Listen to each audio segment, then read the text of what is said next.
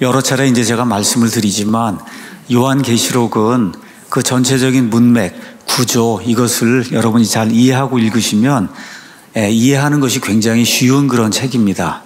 특별히 1장 3절에 가서 보면 이 계시록의 내용의 말씀을 읽고 그것들을 지키는 사람은 복이 있다 그랬어요. 참 복이 되는 이런 말씀, 절대로 두려움과 공포를 주는 그런 말씀이 아니다. 아마 여러분 이제 22장까지 이제 강해를 다 이제 이렇게 다 들으시고 그리고 요한계시록을 쫙 읽으시면 아마 한 30-40분 내로 다 읽으실 거예요. 한번 처음부터 쭉 읽으시면 이게 이런 내용, 이게 이런 내용이고 이런 내용이었구나. 아마 읽기가 아마 쉬울 거예요. 복이 되는 이와 같은 말씀이 될 줄로 믿습니다. 생각하지도 않았는데 요한계시록을 제가 이제 코로나 걸린 이후로 병원에 입원했다가 일단은 이거를 좀 먼저 전해야 되겠다고 해서 올해 정말 계획이 없었는데 요한계시록 이제 강의하게 돼서 저도 이걸 지금 준비하면서 또 즐겁고 매우 기쁩니다. 지난주에는 계시록 7장 말씀을 제가 여러분에게 강의했어요. 계시록 7장에는 너무나 많은 사람들, 특별히 신천지 여호와의 증인이니 본인들을 유대인으로 착각하는 이런 많은 사람들이 오용하는 14만 4천 명의 그 정체가 무엇인가. 계시록 7장 4절에 내가 봉인된 자들의 수에 대하여 들었는데 이스라엘 자손의 모든 지파에서 봉인된 자들이 14만 4천 명이다. 우리 교회가 아니고 이 봉인되는 일은 지금 일어나는 게 아니고 7년 환란기, 그 환란기 중간 어디쯤에 지금 일어나는 거예요.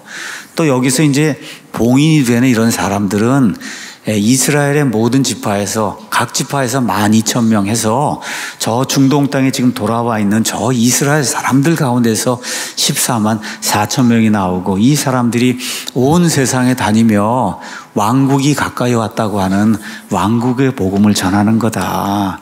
이건 뭐 너무나 명백한 이런 건데 이런 것들을 뭐 성경 공부해 준다 그래서 그런 데 끌려가고 잘못 배우게 해서 이게 잘못되면 패가 망신하고 말 그대로 두려움과 공포 속에서 환란을 통과해야 된다고 하니 여러분 얼마나 오늘 한번 보세요. 여기 8장에 나와 있는 말씀 읽어보면 이게 살 때가 아니에요. 이런 일이 발생하면 살 수가 없어요. 거의 준 지옥과 같은 그런 때가 이제 되는 거예요. 이거를 벗어나게 해주시는 그 예수님의 은혜를 입어야 되지 않겠습니까? 근데 이게 내 힘으로 되는 게 아니에요. 예수님 안에만 들어와 있으면 되는 거예요. 잠을 자고 있든지 설거지를 하고 있든지 운전하고 있든 일을 하고 있든지 예수 그리스도 안에 들어와 있으면 예수님만을 구원자로 신뢰하고 있으면 그러면 그 사람이 남자든지 여자든지 어린아이든지 노인이든지 힘이 있든지 없든지 재산이 많든지 적든지 이거 상관없이 예수님 공중 강림하실 때 다 공중으로 채워 올라가서 몸이 영화롭게 변화가 돼서 그래서 7년 환란기가 땅에 진행이 되는 저 위에서 혼인 만찬이 이루어지는 가운데 예수님의 신부로서 그 혼인 만찬에 참여하고 나중에 예수님과 함께 땅을 다스리고 온 우주공을 다스리는 그런 존재로 이 땅에 다시 내려오는 거예요. 이게 여러분 기쁜 소식 아닙니까? 그게 아니라 저 준 지옥과 같은 거기에 들어가서 그거를 통과해야 된다고 하면 그게 무슨 복된 소식이고 그게 무슨 기쁜 소식이겠어요. 우리 예수님을 믿을 때 예수님이 항상 우리에게 묻는 게 뭐냐? 평안하냐? 평안하냐? 그렇죠. 그렇게 묻잖아요. 그 평안의 소식이 되려면 환난전 휴고의 복된 소식이 우리에게 주시는 그런 소식이 돼야만 되지 않겠습니까? 자, 지난 몇 주에 걸쳐서 제가 7년 환란기 또 환란기의 구조 이런 거 이제 설명을 했고 특별히 6장에 나오는 7 봉인 심판에 대해서 이제 설명을 했습니다.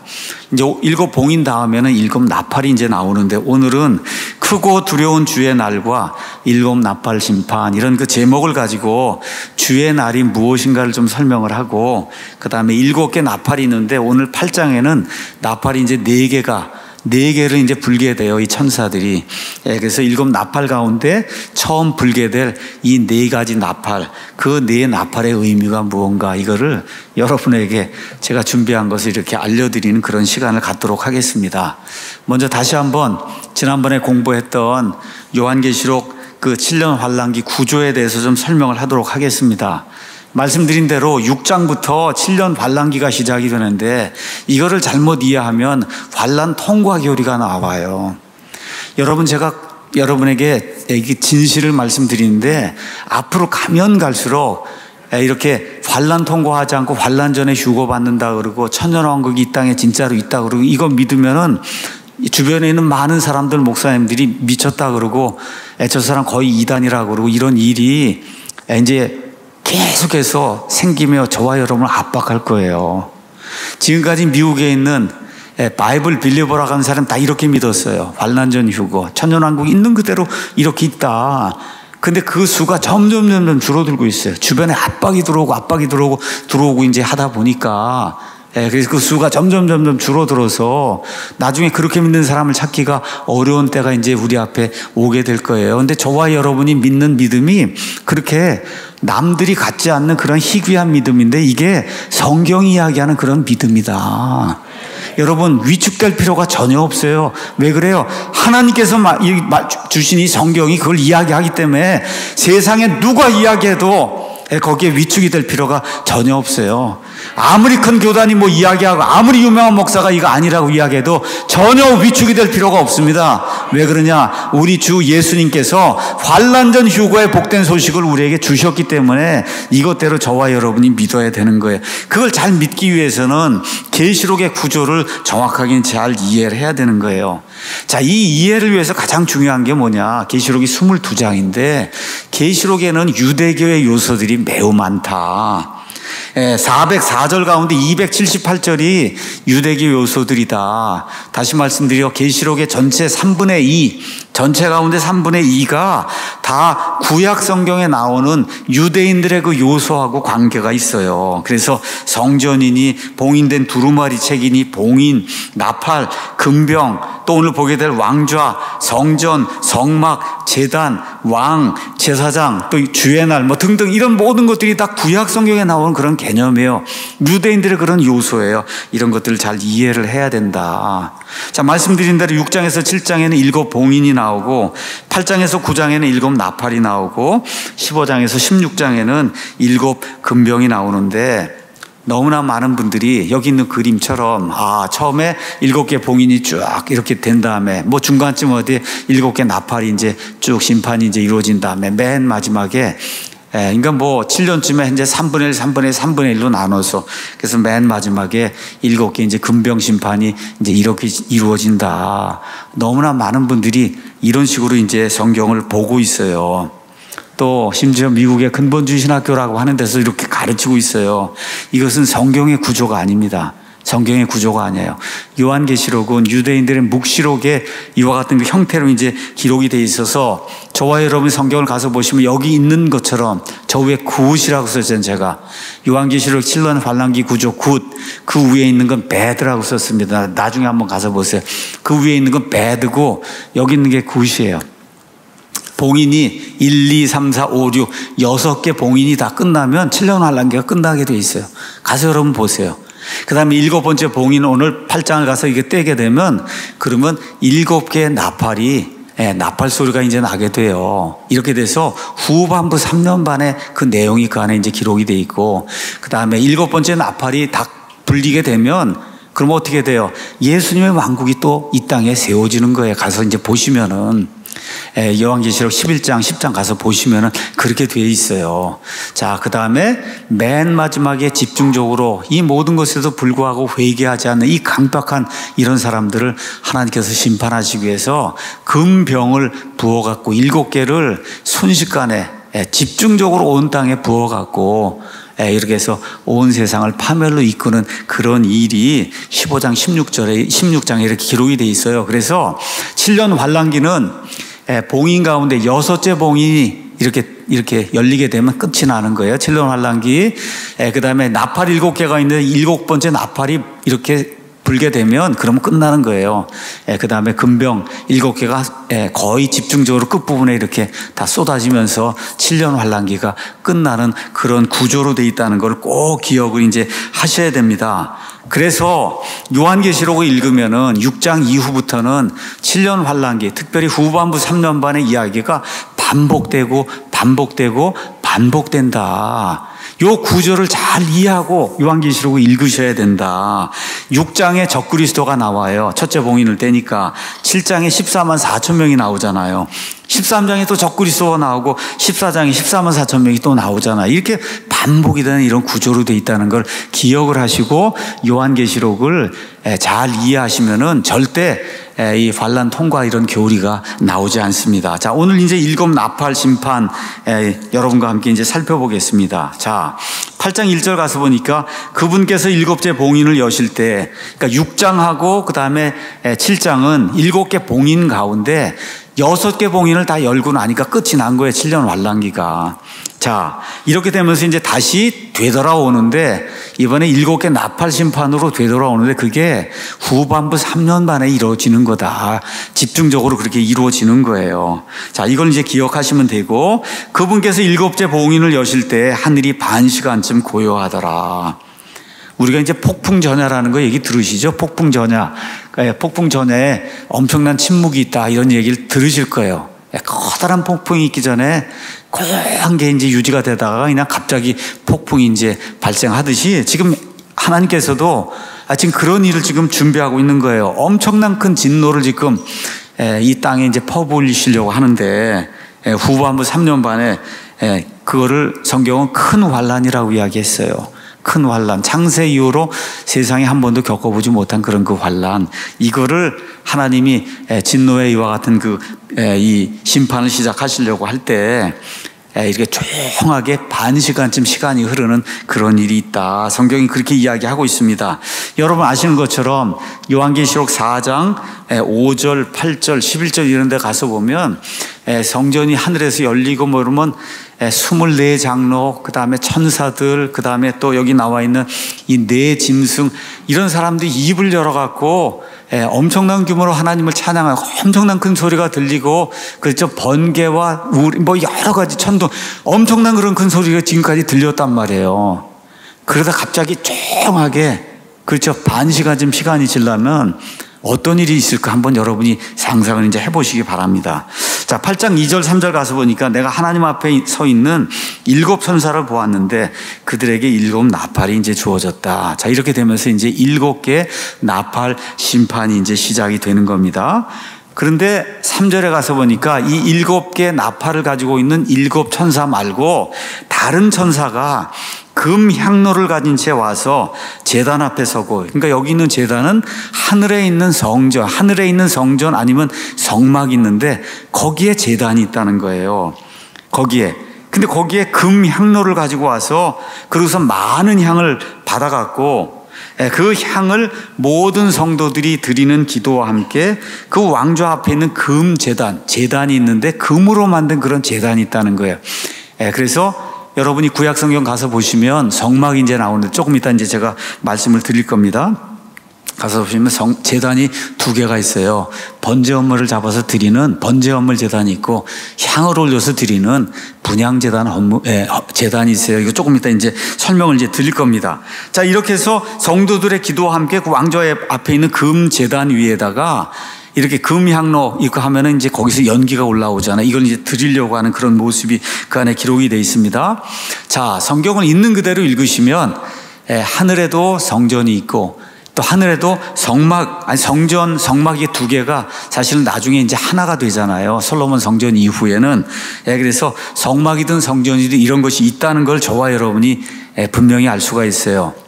히브리서 8장 5절 가서 보시면은 모세가 하나님으로부터 성막을 지으라는 그런 그 명령을 받았는데, 그 명령을 주실 때 성막을 지을 때 패턴 있잖아요. 양식 있잖아요. 그 양식을 하늘에 있는 그 성막의 양식을 그대로 하나님이 주신 것이다. 히브리서 8장 5절에 그런 말씀이 기록이 되어 있습니다. 자, 여기 히브리 사람들의 성막을 한번 가서 보도록 하겠습니다. 늘 말씀드린 대로 성막에 제사장이 이게 들어가게 되는데 제사장은 꼭 동쪽에서 서쪽으로 들어가게 되는 거예요. 동쪽에서 서쪽으로 들어가게 돼 있어요.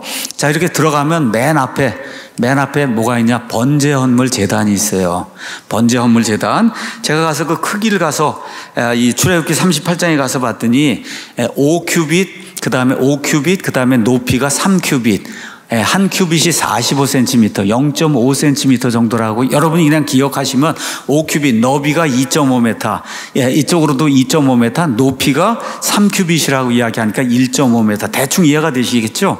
요게 한 1.3m 되니까 요거의 2배 정도 이거 되는 그런 규모로 높이는 요 정도 되네, 높이가. 그렇죠? 요 정도 되는, 이런 번제헌물 제단이 있고, 그 앞에 손을 이제 씻고 하는 물두멍이 이제 있고, 그리고 이제 옆으로 가면은, 그럼 여러분이 아시는 것처럼 성소가 있고, 그 옆에 지성소가 있어요. 성소와 지성소, 크기는 성소가 지성소의 딱 2배가 되도록 그렇게 이제 구성이 되어 있습니다. 그래서 성소 안에는 저 북쪽으로 여러분이 가서 보시면, 그러면 우리 옛날 성경에는 진열하는 진설병이다 이렇게 되어 있는데, 보여주는 빵을 놓는 이와 같은 그 상이 놓여 있고, 이 남쪽으로는 저기가 이제 어두우니까 불을 비춰야 돼서 등잔대가 이렇게 놓여 있고, 그 다음에 그 옆에 이 향을 태워야 돼. 그 앞에서 계속해서 아침 저녁으로 향을 태워야 되는 이와 같은 분향재단이 있어요. 그 분향재단 그 앞에 가서 보면 여러분이 아는 휘장이 있어서, 그 안에는 1년에 한 번 대제사장만 이 향을 가지고 들어가서 절대 그 안에 있는 거 보지 못해요. 거기 가서 보면 언약궤가 있고, 언약궤 위에 이 언약궤를 덮는, 극률의 자리 이걸 덮는 그룹이 둘이 이렇게 날개를 펴고 있어요. 이걸 보면 죽는 거예요. 이렇기 때문에 그냥 자욱하게 안개를 이렇게, 연기를 이렇게 피워갖고, 그래서 절대 저걸 보지 못하게 이렇게 되어 있는 그런 구조로 되어 있습니다. 다음 그림을 한번 보도록 하겠습니다. 자, 여기 가서 보시면 이제 이쪽이 동쪽이고 저쪽이 이제 서쪽이고, 저쪽, 이렇게 등잔대가 놓인 쪽이 이제 남쪽이고, 이 상이 놓인 쪽이 이제 북쪽이다. 이렇게 이해하시면 됩니다. 그래서 그 휘장 그 앞에 가서 보면 분향하는 그런 제단이 있는 거 보시죠? 저 분향하는 제단은, 저거는 금을 입혔어요. 금을 이렇게 입혀갖고, 그래서 금제단이다. 우리가 이제 그렇게, 옛날 성경에는 향단이라고 이렇게, 참 이름이 이상하기도 했는데, 그게 그런 향단이가 아니고, 향단입니다. 향단. 그래서 그래서 우리는 분향제단, altar of incense를 그대로 번역해서 잘못하면 향단이가 될까봐, 그렇게 한 거예요. 그래서 이렇게 생긴 거예요. 여러분, 어떻게 됐냐? 이쪽으로 1큐빗, 이쪽으로 1큐빗, 이번엔 높이가 2큐빗. 이렇게 이제 돼 있어요. 그러니까 45cm, 높이가 90cm. 이해하시겠죠? 그 다음 뿔이 이렇게 4개가 달려있고, 그 다음에 저 밑에 가서 보면 이제 향을 담아야 되니까 또 어떻게 해야 돼? 숯을 담아야 돼. 그래서 저 위에다 올려놔야지 이제 연기가 이제 계속해서 저 앞에서 이제 나야 되는 그런 구조로 이제 돼 있는 거예요. 근데 이게 모세가 이 땅에 지었던 성막에만 있던 게 아니라 원래 어디에 있던 거예요? 원래 하늘에 있는 성막, 성전에 있던 그거의 카피, 그거를 하나님이 이 설계도면을 줘서 땅에도 저렇게 똑같이 지으라고 해서 이 땅에 이제 짓게 이제 된 겁니다. 자, 이제 성막 얘기, 이제 성전 이야기, 분향제단 이야기, 이제 이런 얘기를 했고, 그 다음에 2절에 가서 보니까 하나님께서 그 7 천사에게 나팔을 주라고 하는 그런 얘기가 나옵니다. 성경에는 나팔이 2종류가 있어요. 하나는 이렇게 은으로 만든 은나팔이 있고, 여호수아길 가서 여러분 읽으시면 여리고성을 빙빙빙을 돌 때는 그때는 양뿔 나팔, 양의 뿔로 만든 그런 나팔을 이렇게 부른 거예요. 그 나팔이 2개가 있는데, 양뿔로 만든 그런 나팔, 목동들이 부는 이런 나팔, 여러분 성지순례 가면 사오는 그런 나팔, 성경에 나오는 나팔을 분다고 할 땐 그런 나팔이 아니다. 그런 나팔이에요. 우리 한번 가서 민수기 보도록 하겠습니다. 민수기 10장 2절 가서 보시면은 하나님께서 너는 너를 위해 은나팔 2개를 만들되 통째로 한 덩어리에서 만들고 그것들을 사용하여 집회 군중을 소집하며 진영을 이동하게 할지니라. 은으로 된 건데, 그러니까 아주 한 조각에서 이걸 이렇게 쳐가지고 그래갖고 이 나팔을 만드는 거예요. 은나팔 이야기하는 거예요. 그러니까 하늘에서 예수님 재림하시고 이렇게 할 때 나팔 소리가 나면 저 나팔이지 양뿔 나팔이 아니다. 여러분 그렇게 이제 기억하시면 돼요. 자, 그래서 이 나팔은 언제 이제 사용이 되느냐? 회중을 모을 때. 그들이 나팔을 하나만 불 때는 이스라엘의 수천 명의 우두머리 통치자들이 네개로 이제 모일 거다. 3절에 그들이 그것들을 불 때는 온 집회 군중이 회중의 성막문에서 네개로 모인다. 그래서 사람들을 모을 때 나팔을 부는 거예요. 또 군대가 나가서 싸움을 하게 될 때 그때 이런 경각심을 주기 위해서 또 나팔을 불고, 또 그 다음에 어떤 9절에 또 너희가 너희 땅에서 너희를 압제하는 원수와 전쟁하러 가면 그때 그 나팔들로 경고 소리를 내라. 그러면 너희가 주 너희 하나님 앞에서 기억이 된다. 나팔을 불면은 하나님이 기억하신다는 거예요. 내 백성이 전쟁하러 나가는구나. 하나님이 기억하시면 게임이 끝나는 거거든요. 이렇게 된다는 거예요. 너희 원수들에게서 너희가 구원을 받는다. 또 어떨 때 나팔을 부냐? 10절에 너희의 즐거운 날과 너희의 엄숙한 날들에, 또 너희의 달들이 시작이 되는 때를 월삭이라고 이야기했는데 그때 나팔을 부는 거예요. 그러니까 이스라엘의 주요 절기가 여러분 유월절, 무교절, 뭐 속죄일, 그 다음에 장막절, 오순절 여러 가지 그런 절기가 있으면은 그럼 꼭 등장하는 게 뭐냐? 나팔이 등장을 한다. 나팔. 알겠죠? 이런 여러 가지 그런 용도로 하나님이 나팔을 주셨다는 것만 기억을 하시면 됩니다. 또 스바냐 1장 14절에서 16절 가서 보면 주님께서 이 땅을 심판하시는 때를 주의 날의 때라고 이제 이야기하는데, 이때 심판하실 때로 나팔을 분다고 하는 그런 말씀이 그 안에 기록이 돼 있고, 여러분이 마태복음 가셔서 24장 가서 보시면 환란기가 다 끝나요. 환란기가 끝난 다음에 예수님이 이 땅에 이 모든 민족들 이렇게 심판하시면서 천년왕국을 세우시기 위해 이 땅에 오세요. 이렇게 되는 그 순간 7개 나팔이 끝난 다음에 그 일이 일어나는데, 그때 또 뭐가 있어요? 나팔을 불어요. 또 그때 또 나팔을 부는 그런 일이 생긴다고 마태복음 24장 29절에서 31절이 이야기를 하는 거예요. 그러니까 구약 성경에 나와 있는 그 나팔, 특히 유대인들이 이렇게 언급하는 이런 나팔은 여러 용도로 유대인들의 여러 가지 그런 일상생활, 아니면 이 사람들의 어떤 그 명절, 관습 뭐 이런 거 하는데 나팔이라고 하는 게 늘 사용이 됐다. 이것만 여러분이 기억을 하시면 이제 좋을 것 같습니다. 자, 7개 나팔이 이제 불리게 되는데, 처음에 이제 4개의 나팔은 지구의 생태계의 변화를 가져오는 거예요. 지구가 한 번도 겪어보지 못한 생태계에 엄청난 변화가 생기는 게 이 4가지 처음에 이제 나팔이 불게 될 때 그런 일이 이제 생기고, 그 다음에 5번째 나팔, 6번째 나팔은 계시록 9장에 기록이 돼 있어요. 처음 4 나팔은 계시록 8장에 기록이 돼 있고, 이 9장에 기록이 돼 있는 이 2 나팔 여러분이 가서 보시면 창세 이후로 한 번도 없던 메뚜기 같이 생긴 그와 무서운 존재들이 저 무적행 저기에서 나와서 저와 여러분을 죽이려고, 이 땅에 있는 그런 사람들을 죽이려고 그렇게 노력하는데, 사람들이 좀 죽으면 좋겠다 오히려 이렇게 하는데 죽음이 안 와요. 이렇게 해서 사람들을 괴롭게 하고, 그 다음에 유프라테스 강 넘어서 뭐 이런 엄청난 그런 규모의 군대들이 등장을 하고, 이렇게 해서 마귀의 군대들이 저 지옥에 있던 것들이 쏟아져 나오면서 세상 사람들을 괴롭혀서 인류를 파멸로 이끄는 이런 종류의 그런 그 이거 심판을 하게 될 때 5번째 나팔하고 그 다음에 6번째 나팔이 이제 불리게 됩니다. 마지막 7번째 나팔은 7년 환란기가 종결이 되는 거예요. 10장 7절 한번 가서 보시면 여러분 아실 수가 있고, 그 다음에 11장 15절에서 19절 가서 보시면 7번째 나팔 이 소리가 나면 그러면 세상의 모든 왕국들이 끝이 나고 하나님의 모든 신비가 종료가 되고, 이래서 그리스도의 왕국이 이 땅에 오게 되는, 천년왕국이 오게 되는 걸 저와 여러분이 알 수가 있어요. 그러니까 7번째 나팔은 심판의 나팔이 아니다. 그렇게 여러분이 기억하시고, 요 나팔이 있기 바로 전에 15장 16장에 엄청난 규모의 집중적으로 포화 사격을 가하는 7 금병의 심판이 떨어지게 된다. 성경이 그런 구조로 되어 있는 거를 기억을 하시면서 성경 말씀을 이제 읽으시면 됩니다.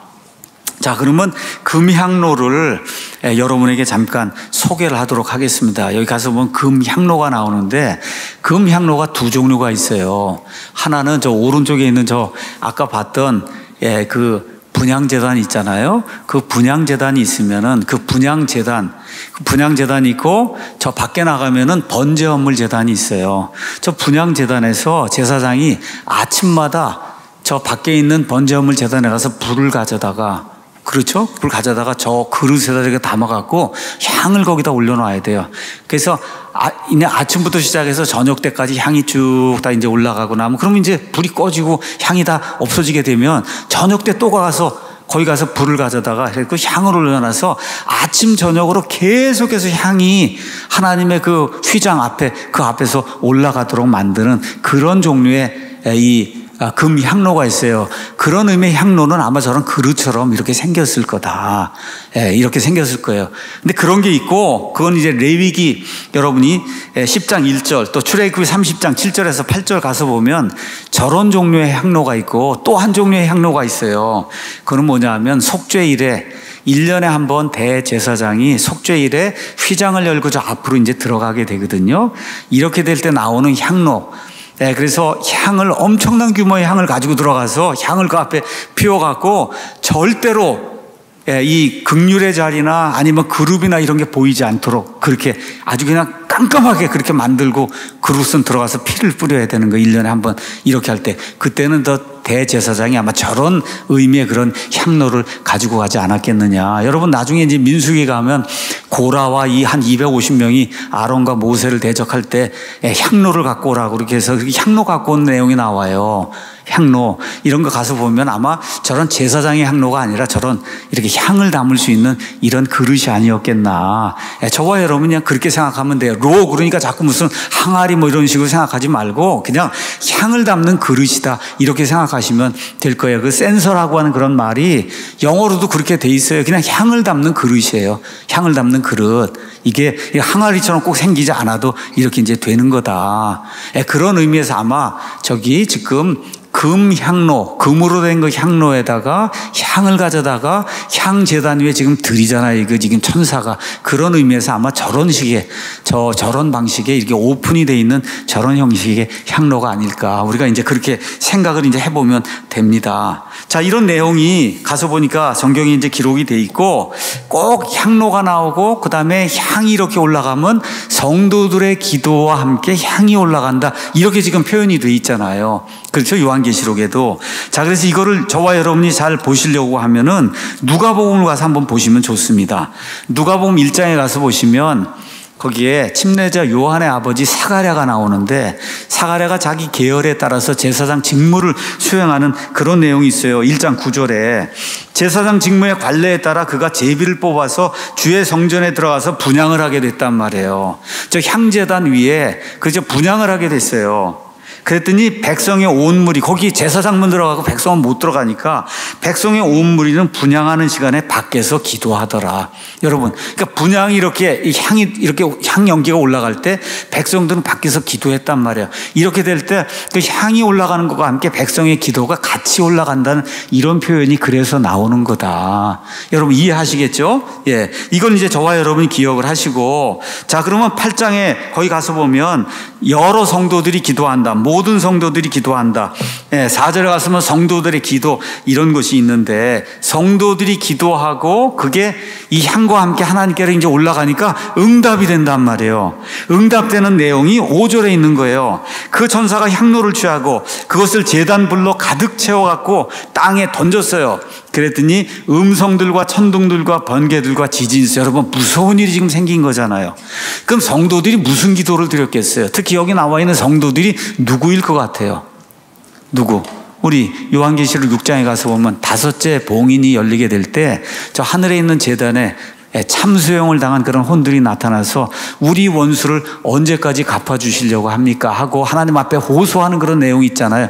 하나님께서 모든 일이 다 이루어질 때까지 잠시만 더 기다려, 그런 얘기하시는 내용 기억하시죠? 지금 그런 기도를 지금 드리고 있는 거예요. 특별히 여기 나와 있는 앞뒤 문맥상에 저와 여러분이 그 내용을 보시면 하나님께서 우리 원수를 갚아주시기 바랍니다 하고 기도하게 될 때 그 기도가 응답이 되는데 그 응답이 되는 거를 하나님이 먼저 뭐로 보여주시냐?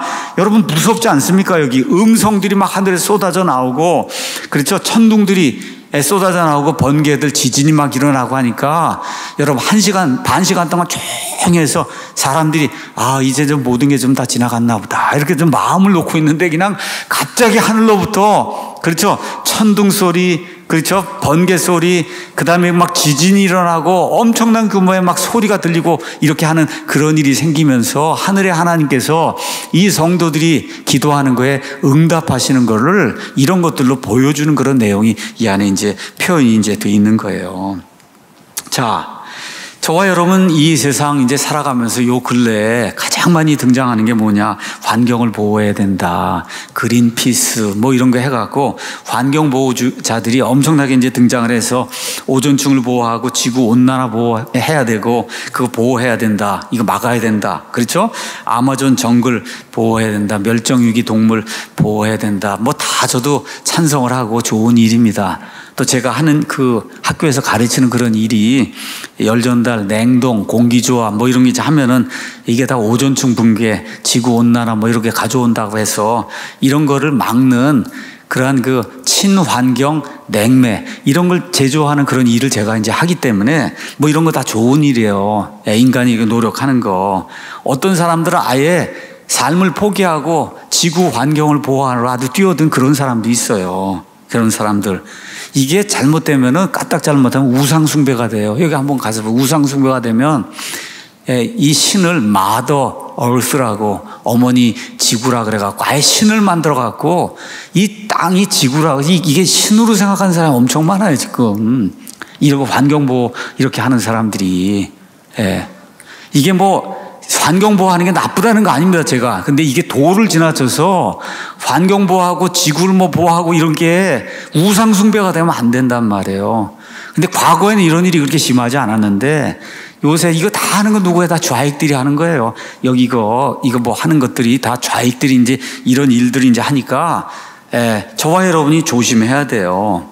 창세기 2장 15절 가서 보면 주 하나님께서 남자를 데려다가 에덴 동산에 두시고 그것을 가꾸고 지키게 하셨어요.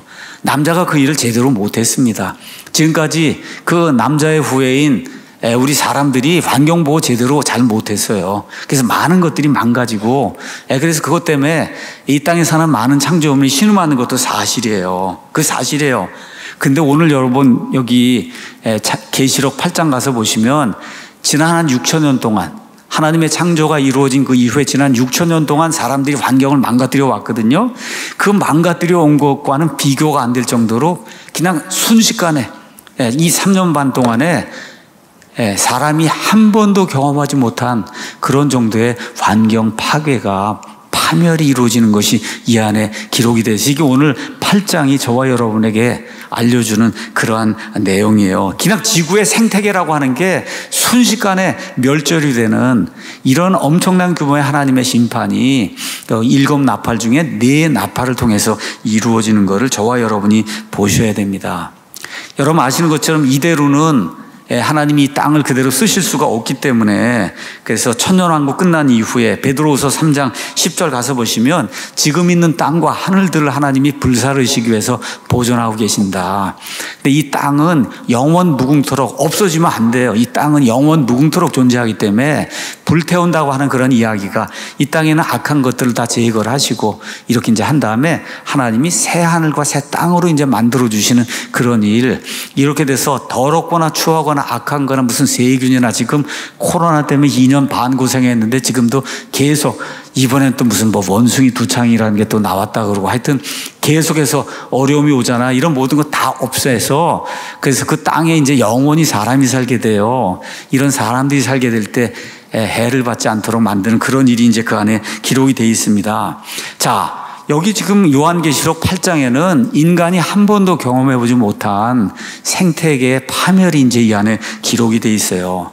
이 일을 누가 하시냐? 하나님이 그것도 순식간에 하시는 거예요.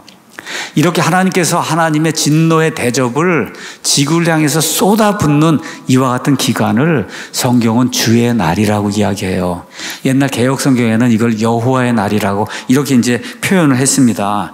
이렇게 주의 날 나오면 하루가 24시간이니까 하나님이 24시간만 진노하시는구나 이렇게 생각하시면 안 되고 이거는 그냥 유대인들의 표현이에요. 주의 날 그렇게 나오면 주님께서 모든 것을 완전히 장악하셔서 하나님이 원하시는 그런 방향대로 특별히 진노를 퍼붓는 이와 같은 시간을 날로 그렇게 이제 표현을 했어요. 그런 의미에서 성경에 나와 있지 않지만 지난 6,000년 동안은 사람의 날이에요. 하나님이 용인을 하셔서 사람이 자기가 하고 싶은 대로 무언가를 하나님이 용인한 범위 안에서 해온 거예요. 또 어느 면에서 사탄의 날이다. 그렇죠. 사탄이 지금까지 사람들을 유혹해서 본인이 하고 싶은 거 그거대로 하나님이 용인하시는 그런 범위 안에서 지금까지 일을 해왔거든요. 그런데 이 주의 날이 오게 되면 그때는 하나님이 용인하시던 모든 것들 이거를 하나님이 다 이렇게 차단을 하시고 하나님께서 도저히 참으실 수 없는 그런 상태가 됐을 때 인간이 한 번도 경험해 보지 못한 그런 규모의 집중적인 심판을 내려서 그래서 사람들을 회개하도록 이끄시는 그러한 때, 이러한 때를 주의 날이다 그렇게 이야기합니다. 영어로는 Day of the Lord 이렇게 돼 있어요. 이 개념이 구약 성경에 특별히 이사야서부터 말라기까지 전체가 다 주의 날에 대한 거예요. 이걸 알지 못하면은 그러면 성경 이해가 불가능합니다. 그래서 주의 날이라고 구체적으로 돼 있는 게 성경 이사야서부터 말라기까지 총 24번이나 주의 날이 나와요. 제가 한번 읽어보겠습니다. 말라기 4장 1절 가서 보면 보라 화덕같이 불태우는 날이 오리니 참으로 교만한 모든 자들과 사악하게 행하는 모든 자들이 지푸라기가 되리라. 다가오는 그날이 그들을 불태우고 그들에게 뿌리와 가지를 남기지 아니하리라. 온 세상을 초토화시키는 그런 날이 온다는 거예요. 군대들의 주가 말하노라. 이거 끝나고 난 다음에 4장 5절에 보라 크고 두려운 주의 날이 오기 전에 이 무섭고 정말 온 세상을 불태우는 이와 같은 날을 주의 날, 이런 주의 날이 구체적으로 이사야서부터 말라기까지 전체 내용이 주의 날이고 구체적으로 말로 표현된 게 24번이나 성경에 나옵니다. 다시 말해 주님께서 인간의 뜻, 사탄의 뜻 지금까지 허용하셨어요. 여러 가지 이런 범위 안에서 이걸 다 전적으로 멈추게 하시고 자신의 뜻대로 자신이 계획한 모든 심판을 집중 포화를 내려서 이 땅에 퍼부으시는 그런 시간. 그럼 이게 끝나고 나면 그 다음에는 주님의 뜻이 온전히 이루어지는 천년왕국이 이루어지잖아요. 이것도 주의 뜻이잖아요. 주의 날이잖아요. 이게 이루어진 다음에 새하늘과 새 땅이 되면 완벽한 하나님 뜻이 이루어지잖아요. 이것도 주의 날이에요. 그러니까 성경에 나오는 주의 날은 세 가지를 포함하고 있는 거예요. 7년 환란기, 그거 끝난 다음에 천년왕국, 천년왕국 끝난 다음에 새하늘과 새 땅이 일어난 이걸 전체를 다 주의 날이라고 표현하고 있는데 특별히 이사야서부터 시작해서 요한계시록까지 나오는 주의 날은 그 주의 날 가운데 특별히 7년 환란기를 가리키는 때가 대부분이다. 여러분 이해하시겠죠? 7년 환란기에 혹독한 주님의 심판이 아무런 제재도 없이 이 땅에 퍼부어져서 인간이 한 번도 경험해보지 못한 이런 생태계의 변화가 생기고 이 지옥, 이 부적행에서 메뚜기 같은 게 올라와갖고 사람을 이게 전갈처럼 사람을 쏜단 말이에요. 여러분 이런 거 경험해보지 못했잖아요. 이런 일이 생기는 때, 이런 때를 주의 날이라고 이야기하고 있다. 이걸 저와 여러분이 기억을 하면 좋겠습니다.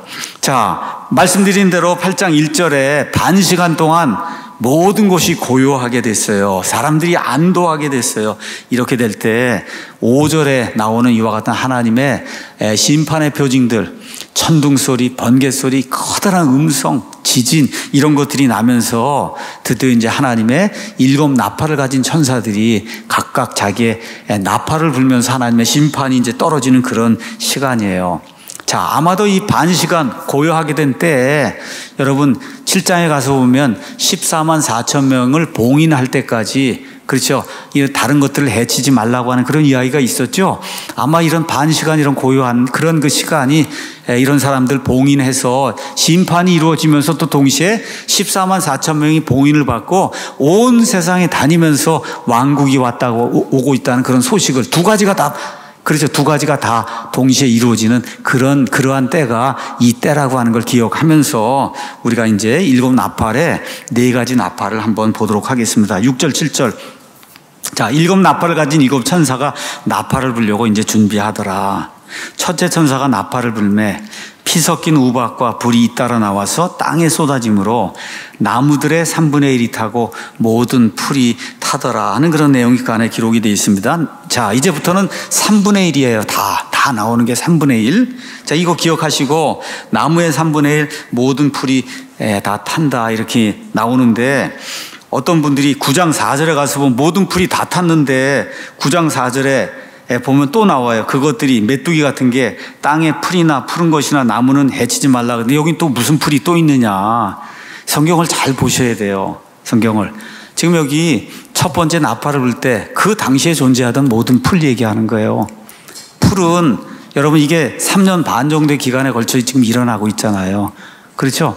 여기는 푸른 풀을 다 없애는 거예요. 가을이 되면 풀이 푸르지 않습니다. 그 다음에 다시 태어나요.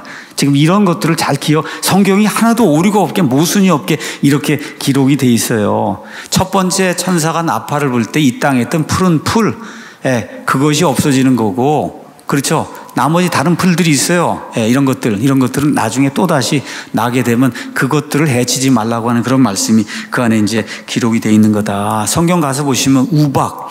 여러분, 우박이 규모가 이 정도 되는 거 아세요? 이게 하늘에서 이런 기상 이변이 이제 발생해갖고 이제 떨어지잖아요. 여러분 뉴스 보시잖아요. 이만큼 큰 우박이 미국 같은 데서 지금도 떨어져서 차 유리에 떨어지고 다 이렇게 되면 그냥 차를 다 완전히 망가뜨리는 그런 규모의 우박을 이야기하는 거예요. 지금 우리가 보는 이런 거 이야기하는 게 아니라 성경 가서 보시면 우박이 나오는 건 거의가 다 하나님의 심판입니다. 출애굽기 9장에도 이 하나님께서 이집트 땅 심판 내릴 때 우박이 있고 욥기 38장에도 그런 우박이 나와요. 우박 나오면 거의가 다 하나님의 심판이야. 가서 한번 보세요.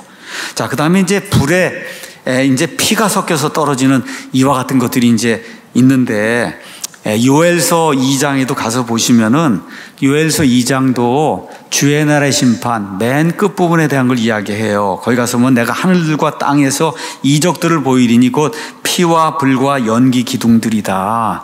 피와 불과 연기 기둥들, 수많은 사람들이 죽는, 그래서 피가 이 땅에서 흘려지는 그런 일들이 생긴다. 이렇게 되면서 나무의 3분의 1과 그 당시 존재하던 모든 풀이 완전히 다 사라지는 그런 일이 이제 생기게 됩니다. 자, 이런 일이 왜 생기느냐? 로마서 가서 한번 잠깐 보도록 하겠습니다. 로마서 1장 가서 보시면 로마서 1장에 18절에 하나님의 진노가 불의 안에서 진리를 붙잡아두는 사람들이 하나님을 따르지 않는 모든 것과 불의를 대적하여 하늘로부터 이미 계시가 됐다는 거예요. 진리가 있다는 걸 알아요. 하나님이 계신다는 걸 알아요. 그런데 어떻게 진화론이다 뭐다 해갖고 하나님이 없다 그러고 눈을 가리고 사는 그런 사람들, 불의 속에서 진리를 꽉 붙잡아다고 진리가 움직이지 못하는 그런 사람들이 있어요. 이런 사람들을 향해서 하나님이 진노를 내리신다고 하는 게 이미 계시가 돼 있다는 거예요.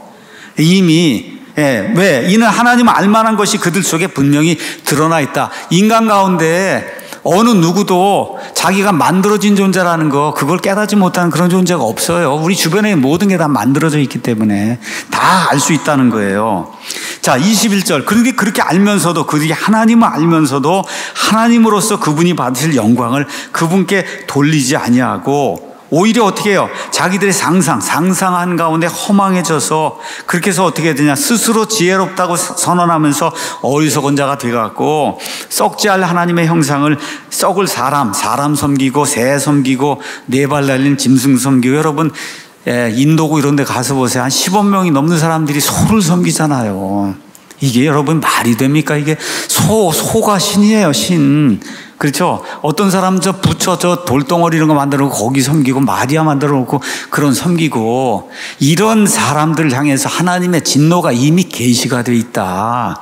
계시가 돼 있어요. 그게 지금 쏟아지는 거예요. 그게 지금 하나님께서 이런 것들을 하시겠다고 구약 성경에 주의 날에 이 심판에 관련된 모든 말씀 통해서 하시겠다고 계시를 주신 그 일이 드디어 인류의 맨 마지막 부분, 여기 7년 환란기에 그 계시된 게 지금 쏟아져서 인간이 한 번도 경험해보지 못한 이런 생태계의 변화가 생기고 인간이 파괴되는 이런 일이 지금 생기고 있는 거예요. 자, 8장으로 넘어가서 다시 8절 9절 가서 보니까 둘째 천사가 나팔을 불매 불타는 큰 성과 같은 것이 바다에 던져지므로 바다의 3분의 1이 피가 되었으며 또 바다에 있으면서 생명을 가진 창조물의 3분의 1이 죽고 배들의 3분의 1이 부서지더라. 이렇게 이제 되어 있습니다. 첫째 천사는 땅을 심판했어요. 두 번째 천사는 바다를 심판하는 거예요. 바다를 심판합니다. 자, 바다는 여러분이 저와 아는 것처럼 각종 양식거리를 주는 정말 거의 모든 것들이 지금 다 바다에서 나온다 해도 과언이 아닐 정도로 바다가, 심지어 우리가 이게 숨쉬고 있는 산소까지도 지금 바다가 다 제공을 하고 있어요. 이런데도 불구하고 사람들이 감사하지 않거든요. 오히려 하나님 무시하고 하나님을 대적하는데, 이 큰 산이 떨어지는 게 아니라 여러분 벌써 보니까 뭐 같아요? 엄청난 규모의 유성이나 이 별이 떨어지는 거 여러분 이해되시죠? 여기 가서 보니까 요 근래에 우주 탐사 이와 같은 그 우주 탐사 그 시스템이 저 밖에 나갔다가 다시 돌아왔다가 지금 사람들 사는데 떨어져 가고 지금 커다란 사진이 나오고 그러잖아요. 이런 로켓 같은 거, 우주 왕복선 같은 것도 오면은 지금 사막이나 이런 데 떨어져야 되는데 민가로 떨어진단 말이에요. 그럼 아주 완전히 초토화되는 것처럼 엄청난 규모예요. 지금으로 봐서 이 바다가 뭐 지중해가 될 수도 있고 태평양이 될 수도 있고 뭐 인도양이 될 수도 있고, 하여튼 엄청난 규모의 그와 같은 그 유성이 떨어져서 바다 안으로 떨어져 내리니까, 그러니까 어떻게 되겠어요? 수많은 그 안에 있는 창조물이 죽게 되고, 또 뭐가 발생하겠어요? 쓰나미가 발생하고, 그러니까 배가 다 망가지고, 그렇죠? 해변가에 살던 그런 사람들 거의 다수가 다 죽게 되고, 그렇죠? 이러한 일이 생긴다고 지금 성경이 이야기하고 있는 거, 이거 이해되잖아요. 불타는 큰 산, 여러분 유성이 들어오게 될 때 딱 이 지구의 이 대기권을 통해서 들어오게 되면 엄청난 규모로 뜨거워져 갖고 불처럼 돼서 들어오잖아요. 이거 지금 성경이 저와 여러분이 이해하지 못하는 그런 말을 하는 게 아니에요.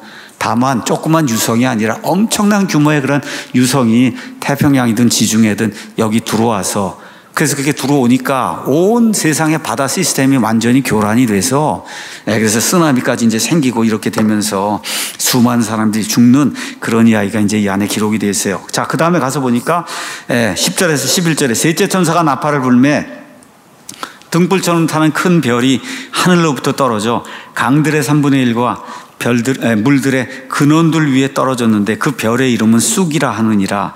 그 물들의 3분의 1이 쑥이 되매 물들이 쓰게 되므로 많은 사람들이 그 물로 인해 죽었다. 계속해서 3분의 1, 3분의 1, 3분의 1 이제 나오는 겁니다. 자, 이번에는 땅 심판했고 바다를 심판했고 그 다음에 사람들이 먹는 물, 이제 짠물 이거 다 했으니까 이제 민물을 심판하는 거예요. 쉽게 이야기하면 이번에 아주 구체적으로 별이 떨어졌다고 했고 그 별의 이름이 쑥이다, 워무드다, 이렇게 지금 이야기 지금 하고 있는 거예요. 쑥은 신약에 한 번 나오고 구약 성경에 이제 7번 나오는데, 여러분 가서 구약 성경에 여러분 가지고 계신 안드로이드 폰에 가서 쑥하고 찾으면은 8번이 나와요. 가서 한번 보세요. 다 독. 사람이 먹으면 안 되는 거, 먹었다고 하면 사람을 죽게 만드는 거. 대표적인 사례가 여러분 마라 사건 아시죠? 이스라엘 백성이 이집트 탈출한 다음에 거기 마라에 도달했더니 물이 써가지고 먹을 수가 없었잖아요. 그렇죠? 이때 이거를 단물로 만들어준 그런 사건이 출애굽기에 기록이 돼 있잖아요. 그런 거 지금 그렇게 생각하시면 이번엔 반대가 된 거예요. 단물이 이번엔 쓴물이 되는 거예요. 쑥이라고 하는 이와 같은 그 별이 떨어짐으로 말미암아 계속해서 3분의 1, 3분의 1, 3분의 1을 왜 강조하냐? 이거는 자연적으로 우연히 생긴 게 아니라는 걸 하나님이 보여주시는 거예요. 자연적으로 우연히 생기는 그런 일이 아니다.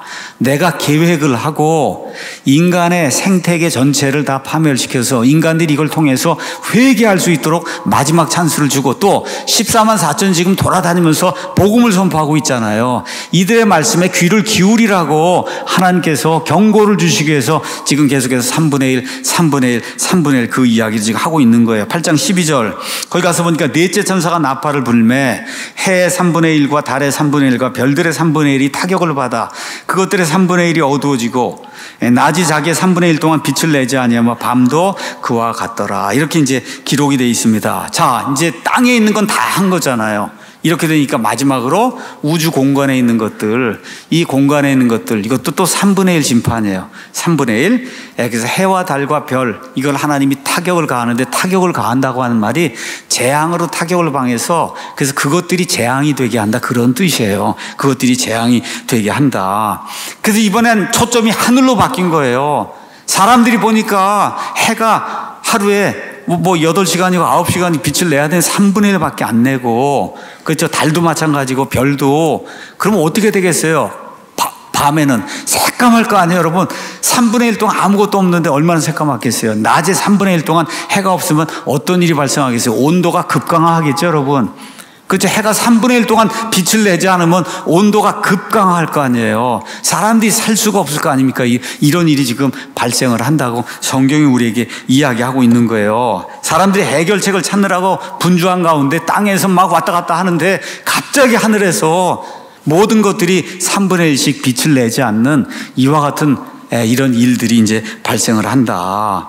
요엘서 가서 보니까 아까 읽다가 그만뒀는데 내가 하늘들과 땅에서 이적들을 보이리니 곧 피와 불과 연기 기둥들이니라. 이때가 언제냐? 크고 두려운 주의 날이 오기 전에, 그렇죠? 해가 변하여 어둠이 되고 달이 변하여 피가 될 것이다. 이렇게 성경이 그렇게 기록을 하고 있는 거예요. 이런 것들을 꼭 기억을 하셔야 됩니다. 그 결과 온도가 하강하고 기후에 변화가 생기고 파도가 이게 변화가 되고, 그러면 여러분 농작물이 재배가 되겠어요? 낮에 3분의 1이 어둡게 되면 농작물 재배가 안 되니까 기근으로 인해서 수많은 사람들이 죽을 수밖에 없는 그런 일이 생기잖아요. 그래서 이사야서 이후로 주의 날의 심판이 나온 그런 구절들 가서 보면 꼭 하나님의 심판이 임하게 될 때 1월 성신의 변화가 생깁니다. 이사야서 13장 9절에서 10절, 에스겔서 32장 7절에서 8절, 요엘서 2장 10절 31절, 그 다음에 누가복음 21장 25절. 우리 한번 누가복음 말씀 한번 보도록 하겠습니다. 누가복음 자세하게 잘 기록을 했기 때문에 누가복음 21장 가서 보도록 하겠습니다. 마지막 때에 대해서 예수님이 얘기하시는 거예요.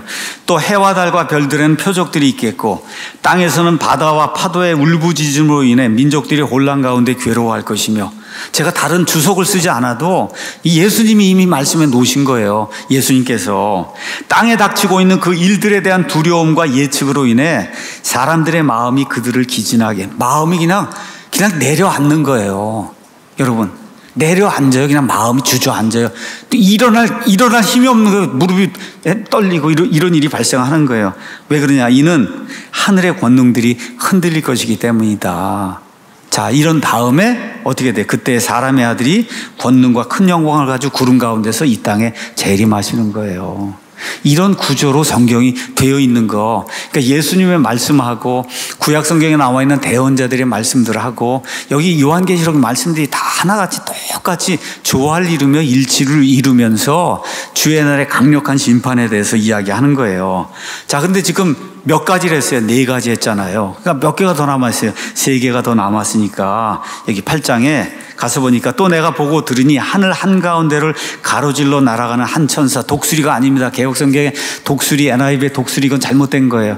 천사가 맞는 말입니다. 천사가 무슨 독수리가 음성을 내요? 천사가 음성을 내지. 그렇죠? 뭐라 그래요? 이제 새 천사가 불게 될 다른 나팔소리, 이제 3개가 남았단 말이에요. 이것들로 인해 땅에 거하는 자들에게 화가 있을 것이다. 영어로 워 이렇게 표현했는데 벌써 이렇게 하니까 여러분 무섭잖아요. 우리말도 와 그러면 무섭잖아요. 여러분, 이게 말의 구조가 다 그렇게 돼 있어요. 이게 하나님이 깨달아 알 수 있도록 그렇게 만들어 주신 거예요. 여기 가서 보면 땅에 거하는 자들 이렇게 돼 있는데, 땅에 거하는 자들 가운데는 14만 4천처럼 믿음을 가진 자들도 있고 이 안에서 무수한 사람들이 구원받습니다. 맞죠? 그래서 여기 나와 있는 땅에 거하는 자들은 뭘 이야기하는 거죠? 믿지 않는 자들을 표현하는 거다. 그렇게 여러분이 이해하시면 돼요. 13장 8절, 12절, 그 다음에 14절, 그 다음에 17장 2절, 그 다음에 8절에 다 땅에 거하는 자들, 다 누구의 진노의 대상들을 이야기할 때 땅에 거하는 자들이다. 이렇게 이제 표현한 거예요. 결론의 말씀 드리겠습니다. 세상에 한 번도 경험해보지 못한 이런 생태계의 변화, 땅의 변화, 바다의 변화, 그렇죠? 민물 강들의 변화, 1월 성신, 해의 변화, 달의 변화, 별들의 변화. 이거 그냥 눈으로 다 보이잖아요. 이게 엄청난 그런 규모의 이러한 현상들이 발생하고 무서운 일들이 발생하고, 또 하나님께서 14만 4천 명을 따로 떼어서 봉인을 이렇게 치시고 나가서 왕국의 복음을 선포하라 하니까 이 사람들이 비행기도 타고 다니고 다 다니면서 하여튼 간에 복음을 선포하러 지금 돌아다니잖아요. 그렇죠? 그러면 이렇게 무서운 심판이 있고 또 이렇게 은혜로운 그런 그 복음을 선포하러 다니는 사람들이 목숨을 내걸고 지금 다니고 있고, 이러면 우리 생각에는 많은 사람들이 회개하겠구나. 물론 회개하는 사람들이 많이 있어요. 계시록 7장에 있는 것처럼. 근데 성경에 가서 보면 거의 대다수의 사람들이 회개하지 않는다고 기록이 되어 있습니다. 우리 요한계시록 9장 가서 보도록 하겠습니다. 9장 20절. 이 재앙들에 의해 죽임을 당하지 아니하고 남은 사람들은 여전히 자기 손의 행위들을 회개하지 아니하며 마귀들과 또 금과 논과 은과 놋과 돌과 나무로 만든 우상들 곧 보거나 듣거나 걸을 수 없는 우상들에게 경배하는 것을 그치지 아니하고 자기들이 행한 살인과 마법과 음행과 도둑질을 회개하지도 아니한다. 이런 말씀이 기록이 되어 있어요. 왜 하나님께서 이걸 기록해 놨냐? 이게 인간이라는 겁니다. 다시 태어나지 못한 인간이 하는 일이 바로 이런 일이다. 이게 지난 6,000년 동안 구약 성경에도 기록이 되어 있고 예수님 오셨을 때 이를 기록한 사복음서에도 이게 예수님이 오셔서 직접 말씀을 가르쳤는데도 100명이 안 남아. 여러분, 100명. 구원받은 사람이 100명이 안 돼요. 마가의 다락방에 겨우 120명 모였잖아요. 그것도 거의 대부분이 우리 자매님들만 모이잖아요. 남자들은 거의 말 안 듣습니다.